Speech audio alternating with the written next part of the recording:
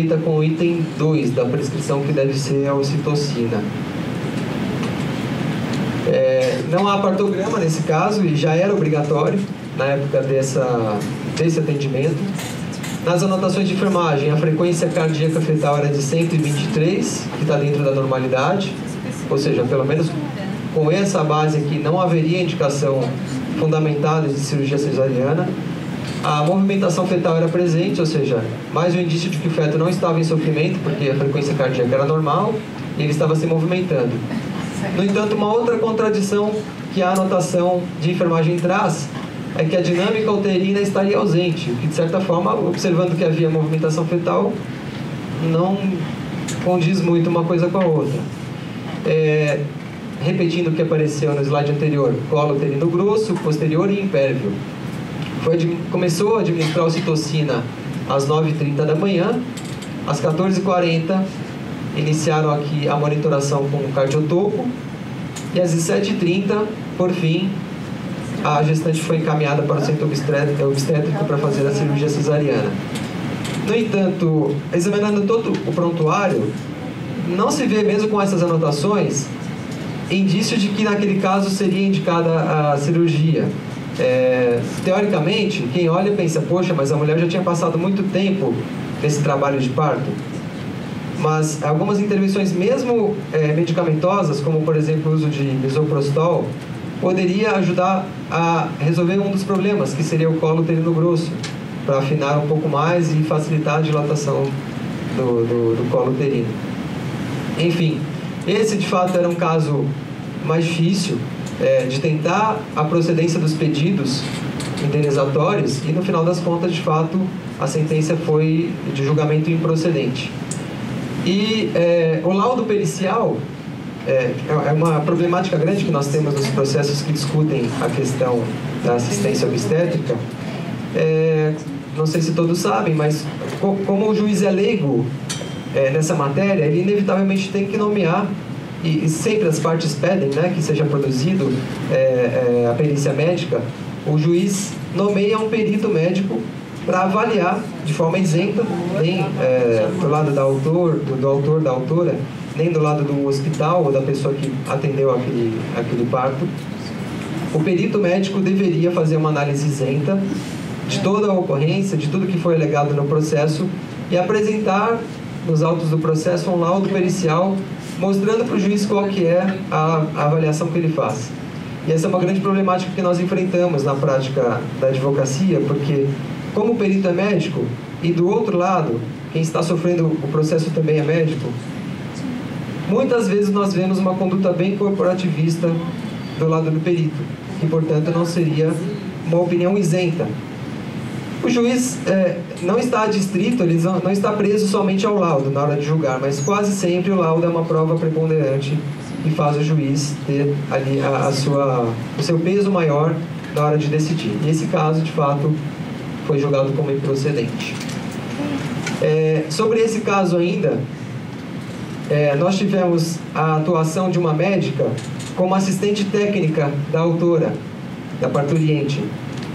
Essa médica, acompanhando o trabalho dos advogados na petição, desde a petição inicial, fez ali uma opinião dela como profissional, apontando as falhas durante o atendimento, através de um laudo de assistente técnica que foi juntado no processo. O que aconteceu com essa médica? Sofreu uma representação por parte do hospital, instaurou-se uma sindicância, um processo ético, e até hoje está respondendo no CRM, ainda sem decisão final. E desde então nós estamos com dificuldade de obter novos profissionais, outros profissionais dispostos a trabalhar como assistente técnico em novos casos que surgem relacionados à violência obstétrica. É claro, porque as pessoas ficam amedrontadas com o risco de sofrerem um processo ético, perderem o registro, não poderem mais trabalhar. No segundo caso, uma gestante que foi transferida, ela iniciou o trabalho de parto em casa, queria ter o parto domiciliar, mas por questões que a equipe que estava atendendo o parto domiciliar indicou, foi feita a transferência para uma casa de parto, onde seguiria ali o atendimento. No entanto, chegando com o seu marido, essa gestante teve desrespeitado o direito garantido pela lei do acompanhante. O homem, companheiro dela, não pôde entrar no ambiente em que ela estava sendo atendida. E vejam, é uma instituição que costuma ter boas práticas, que é a Casa Ângela, uma das que relatamos aqui anteriormente, que é uma casa de parto. E a justificativa quase sempre é de que o hospital não é dotado de ambiente individual para o atendimento daquela mulher. Portanto, o homem, se adentrasse o ambiente com a parturiente, violaria o direito de outra mulher que está usando esse espaço, que não tem intimidade com ele. Então, é uma questão muito difícil de decidir judicialmente, porque, de um outro lado, há direito de uma outra mulher que poderia ser violado com a presença daquele acompanhante. Sobretudo quando se trata de do gênero oposto, não é uma outra mulher, é um homem. Enfim, o que deveria, nesse caso, ocorrer, já uma opinião aqui, é a reestruturação e a adaptação dos hospitais à lei do acompanhante, que tivessem condições de atender todas as mulheres de forma mais privada, garantindo a sua privacidade e garantindo, portanto, o direito previsto na lei do acompanhante. Portanto, tendo em vista essa dificuldade de julgar um caso como esse, do atendimento no ambiente coletivo, o pedido desse processo também foi julgado como improcedente. E, repito, mesmo depois do advento da lei do acompanhante, que é de 2015, esse caso ocorreu em 2012. E vejam, aqui um dos argumentos da sentença que foi destacado aqui é que, além daquela questão do ambiente coletivo, é de que a transferência da mulher que tentou o parto em casa para o hospital demandou uma situação de emergência que não houve tempo de cumprir a lei. Então eles usaram vários argumentos e esse foi um dos que colou, que o juiz acabou até colocando na própria fundamentação de sua decisão. Um terceiro caso envolve a manobra de Cristeler, uma gestante de 29 anos que teve o seu primeiro filho, uma filha, e que sofreu a manobra de Cristeler, que nesse caso até foi grafada de forma errada, normalmente é com K, enfim, aqui colocaram com C. É uma manobra que, como o Luísa já destacou e eu falei anteriormente, é muito perigosa e que nesse caso aqui provocou sequelas na criança. Não está muito fácil de ler aqui, mas Luísa consegue. Paralisia de MS direito, membro superior direito, portanto o bracinho da criança ficou paralisado em decorrência do procedimento da manobra de Cristeler. Não sei dizer para vocês a questão atualizada, se a criança continua com essa sequela ou se por algum tipo de procedimento conseguiu ser revertida essa lesão. Mas esse é um caso que não está evoluindo o andamento do processo, porque estamos tentando fazer a citação da médica, que não foi localizada até então, e aqui tem um questionamento CRM. O que aconteceu? O juiz, depois de esgotar as tentativas de localização por várias pesquisas que nós fazemos do endereço atualizado da médica, o juiz acatou um pedido nosso de oficiar o CRM para que o CRM nos diga qual que é o endereço dessa médica, onde ela trabalha, enfim. E o CRM não responde o ofício. Temos aqui um quarto caso de uma mulher de 30 anos, passou pela segunda gestação, e aqui veremos que ela sofreu diversas intervenções desnecessárias que causaram aí uma série de lesões de direito. Ela foi admitida no hospital, como aqui está destacado no trecho do prontuário, como gestante de baixo risco, ou seja, teoricamente poderia acontecer ali um trabalho de parto assistido pelo hospital de forma tranquila, porque não havia indicativo de risco algum. Mas, ao final, indicaram aí a cirurgia, que chamaram de parto indevidamente, porque cirurgia não é parto, cirurgia é cirurgia. Mas eles colocaram aqui a nomenclatura de parto cesariano em gestação de alto risco. Vejam aqui a contradição. Inicialmente ela foi admitida como gestante de baixo risco e, ao final, consideraram que a gestação era de alto risco. Qual que é o fundamento disso? Não encontramos nenhuma no prontuário que indique que aquela gestação poderia ser caracterizada como de alto risco. Nesse mesmo caso, em destaque aqui embaixo, um trecho do prontuário menciona que depois das tentativas ali, da espera da evolução do trabalho de parto, tiveram que fazer a extração do feto com dificuldade, pois o mesmo encontrava-se em +2 de Dili, que é uma escala que se mede em que momento da passagem no canal de parto o feto está, não é isso, Luísa?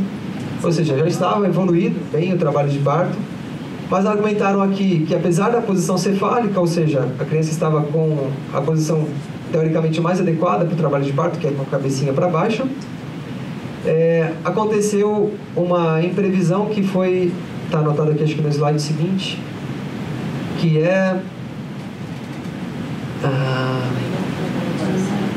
essa é uma outra questão. É uma distócia de ombro, se não me engano, que está em algum trecho do prontuário. Então, justificaram a realização da cesariana por uma distócia que eles não conseguiram resolver. E aí temos vários ensinamentos, evidências científicas recentes que mostram como resolver uma distócia no trabalho de parto para nascer de forma pelo parto vaginal. Mas aqui os profissionais, talvez não conhecedores dessas evidências recentes científicas, preferiram tirar a criança, mesmo naquela evolução de trabalho e parto, pela via da cirurgia cesariana. Pois é, tem que trazer a criança de volta, tirar do canal vaginal e puxar pela incisão da cirurgia. Isso acabou provocando, nesse caso, aqui eu achei, a distócia de rotação foi a indicação da cesariana. E nesse caso, o fato de terem puxado a criança de volta do canal de parto acabou provocando uma lesão no útero da mulher. Aqui, uma laceração uterina, por conta dessa manobra. E aqui um outro trecho em que a gente encontra uma série de contradições nesse prontuário. Primeiro, ali tem a anotação de que também foi desrespeitada a lei do acompanhante. É uma questão muito grave. Eles caracterizam que o comportamento da gestante era de uma mãe não colaborativa e que isso teria prejudicado o atendimento.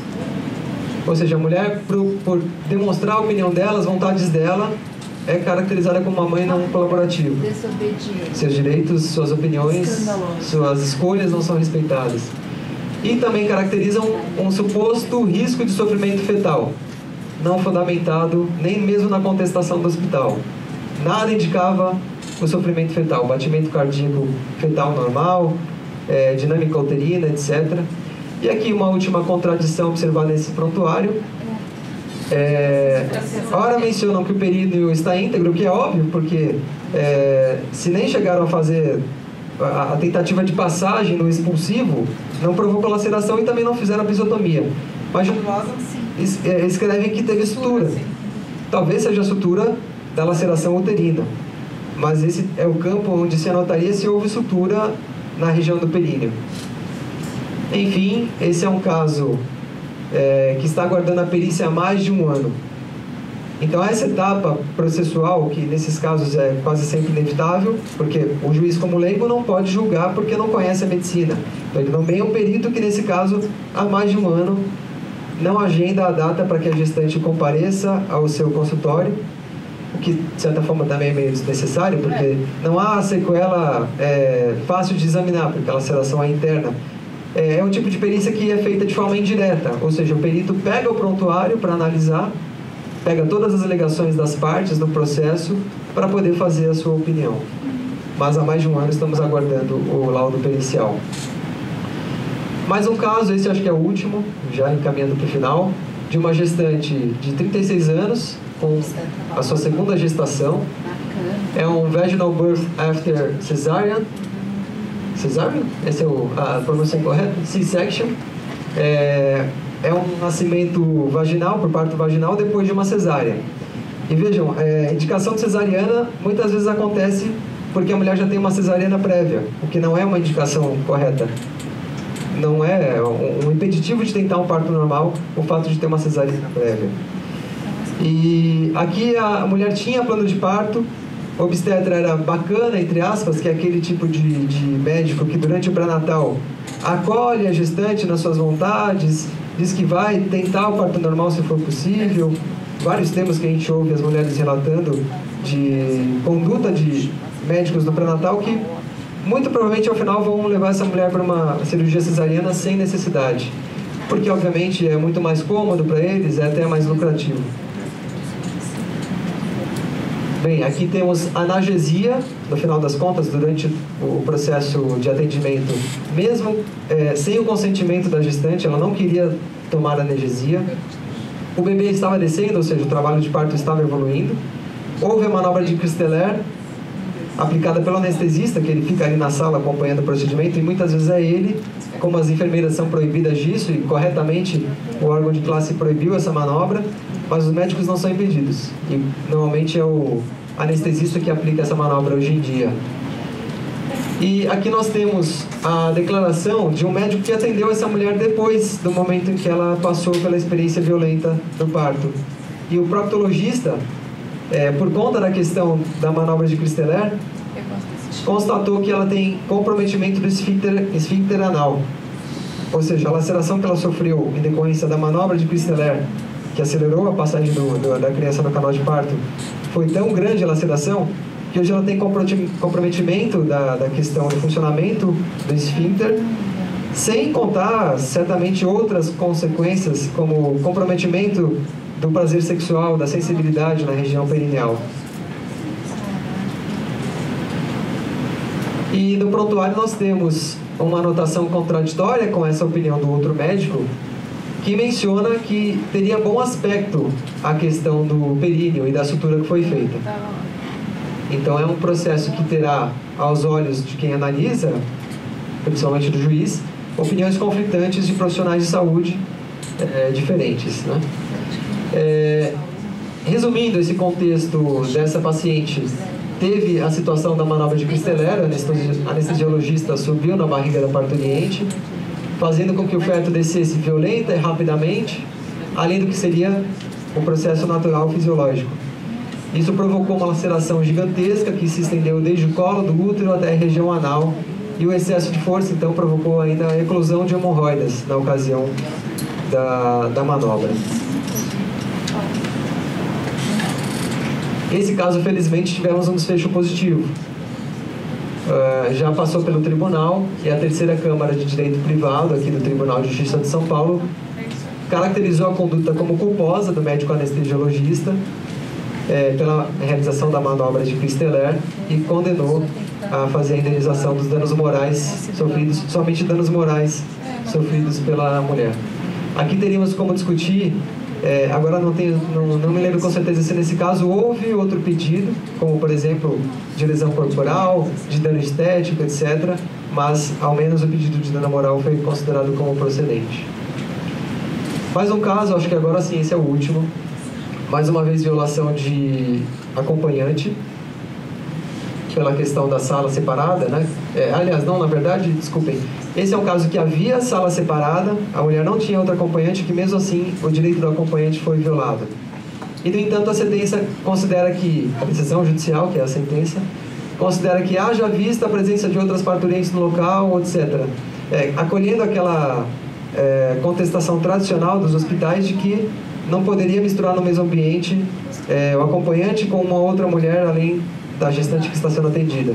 Mas temos prova produzida pela autora, que havia sala separada, ela não estava acompanhada de outra pessoa, ainda assim a decisão ignorou essa prova. Por fim, nós temos, embora esse movimento seja recente, pela humanização do atendimento obstétrico, nós temos já algumas evoluções legislativas. Como já mencionei, a lei do acompanhante, que é uma lei federal lá de 2005, e mais recentemente leis regionais, municipais, estaduais, que tratam diretamente da violência obstétrica, caracterizando como uma violação de direito da mulher, ensejadora de reparação de danos.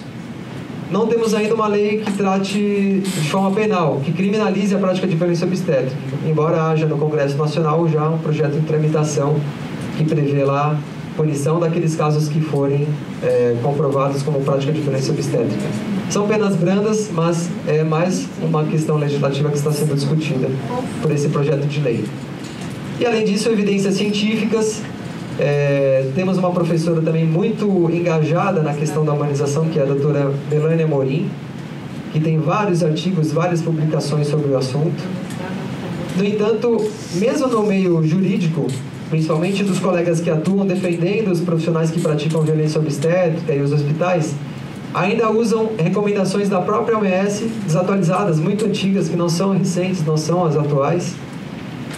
E a doutora Priscila, que faria essa apresentação, que não pode estar aqui hoje, tem um mestrado também que trata sobre a questão da episiotomia, e ela própria costuma caracterizar como essa tese dela, esse trabalho dela como sendo o pavor dos médicos, que é mais um dos documentos muito bem fundamentado que indica que não há nunca uma fundamentação que justifique a utilização da episiotomia. Isso porque, mesmo quando há uma laceração natural durante a passagem do feto, essa laceração nunca será pior do que as consequências da episiotomia.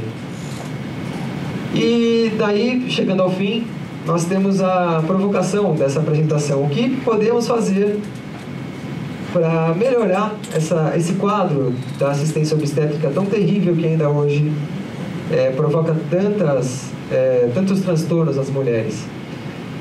Bem, informação para as mulheres, como a Defensoria Pública tem feito muito bem em vários momentos. A Defensoria tem feito exposições sobre o tema, inclusive com material gráfico, sempre mostrando as melhores evidências recentes científicas, além da questão do direito propriamente dito. Assessoria de imprensa. A imprensa tem um papel fundamental nesse sentido, e recentemente nós tivemos, nessa semana ainda, essa matéria, acho que foi na Rede Record, tratando da questão... Foi na Globo. Na Globo? Sim. Além disso, talvez muitos já tenham tomado conhecimento de documentários como O Renascimento do Parto, que já tem 3 edições diferentes, muito esclarecedor. Advocacy legislativo, influências no poder legislativo para que as normas sejam atualizadas, prevendo a questão, como já tem acontecido, mas ainda de forma insatisfatória, prevendo a questão da violência obstétrica, prevendo mais direitos a mulheres, para cercá-la de mais segurança, para ser bem atendida, seja no SUS ou seja na iniciativa privada. Rua, quando nós dizemos rua, é a questão da militância. As mulheres já engajadas na militância, cada vez mais fazerem manifestações, se engajarem para provocar essa mudança, além de medidas administrativas e ações judiciais. Essas mulheres que chegam ao ponto de ter a coragem para enfrentar a questão judicialmente, acabam provocando, se não pelo bem, pelo mal, a mudança do comportamento daqueles que lhe atenderam. Porque, embora muitas vezes o médico hospital não seja condenado, não tenha que indenizar a mulher, porque muitas vezes o judiciário julga como improcedente esses pedidos, pelo menos o histórico recente, com exceção dos casos em que a gente consegue êxito, essa mulher que toma essa coragem, que toma essa iniciativa, acaba provocando, inevitavelmente, nesse médico, uma reflexão. Durante o processo que ele tem que responder, tem que contratar advogado, tem que explicar o que aconteceu, certamente ele vai, em novos casos, tomar um pouco mais de precaução para não ter que passar por um processo judicial novamente e correr aquele risco de ser condenado, ter que tirar dinheiro do bolso para indenizar aquela mulher. Então, se não pelo bem, que são todas as outras hipóteses, pelo mal, ou seja, pelo mal, entre aspas, né? Porque é direito da mulher e tem que ser discutido, tem que ser pleiteado, tem que perseguir isso, sem dúvidas.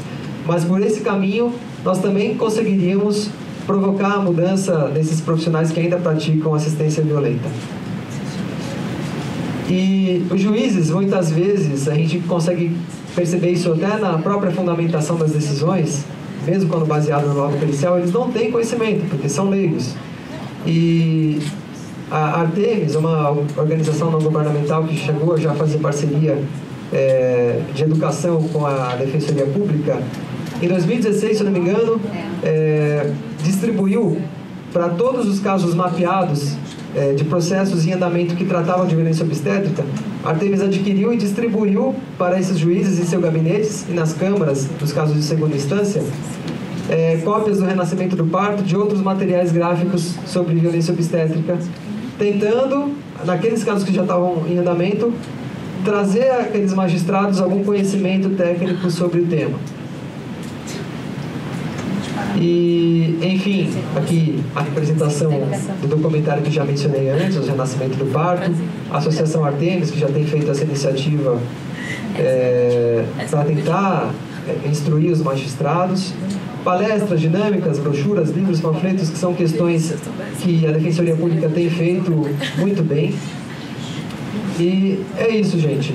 A gente abre agora espaço final para debate, para perguntas, dúvidas e sugestões de todos. Obrigado.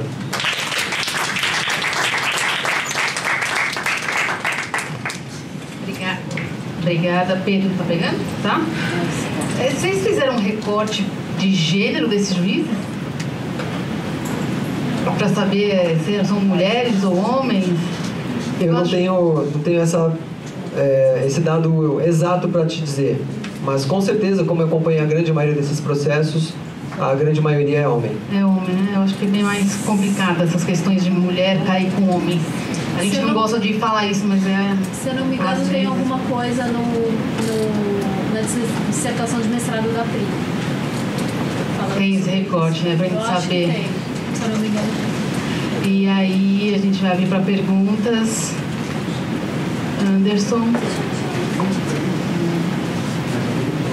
esqueça na mesa.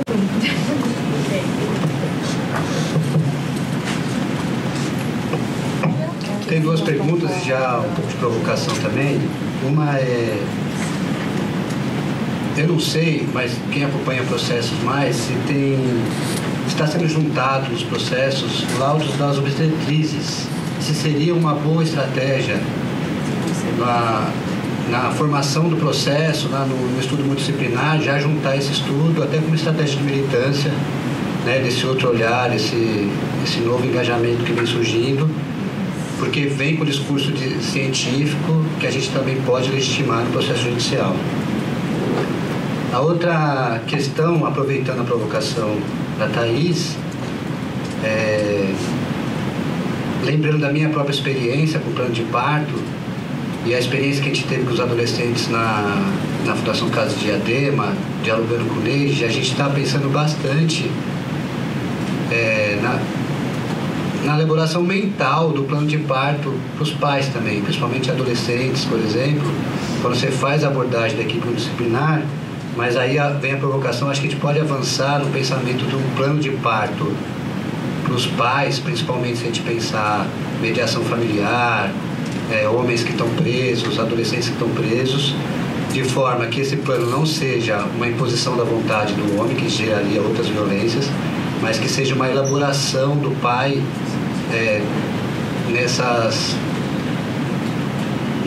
conhecendo questões que eles não conheciam, decisões que serão tomadas que eles sequer imaginam que tem, que fazem parte do parto e inclusive do pós-parto.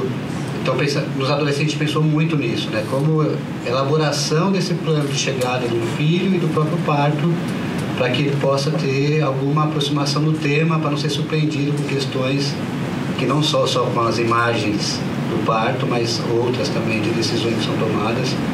Ele está alheio a elas. É isso.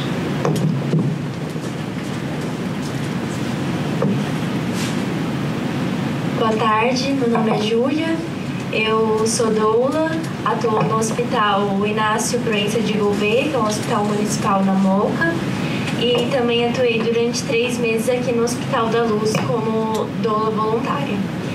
E eu participei de um projeto também no CVP do Butantã, no Doulagem em Cárcere, que a gente fez acompanhamento durante 3 meses de mulheres gestantes e também que estavam com os bebês, né, na penitenciária.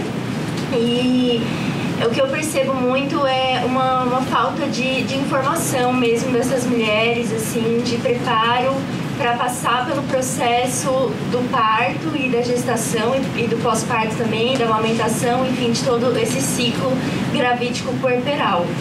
E essas mulheres, principalmente as mulheres dentro da penitenciária, elas carecem muito dessa informação, que essa informação chegue a elas, né, com esse olhar da maternidade, como foi discutido hoje pela manhã, né, da maternidade em cárcere. E então eu queria compartilhar com vocês essa experiência, assim, e a gente chegou lá para fazer um trabalho de doulagem, então que envolvesse as questões desse processo, mas a gente percebeu que elas precisavam de faltavam questões muito anteriores a isso, que era só um espaço de fala, de escuta, de se olhar entre elas mesmo, sem uma competição, sem um medo de que vai ser atacado por essa outra mulher companheira, às vezes de cela, enfim, né, que está ali dentro também vulnerável. E eu queria perguntar uma questão, até incluindo o que o amigo falou sobre o pré-parto, né, do homem. E aí eu li recentemente até numa caderneta, acho que da Defensoria, que existe o pré-natal masculino. Isso me intrigou, me chamou bastante atenção, porque eu nunca tinha ouvido falar sobre isso e só fui descobrir mesmo lendo essa caderneta, né? E achei muito interessante, assim, e acho que isso precisa ser mais divulgado mesmo, porque os homens também precisam desse preparo até para aliviar o processo da mãe, né? Porque se você não tem um homem, o companheiro, o pai não está presente ou não sabe muito bem o que fazer com essa presença, né? Como essa presença se tornar realmente efetiva, então sobrecarrega muito para a mãe, né? Então é isso, obrigada.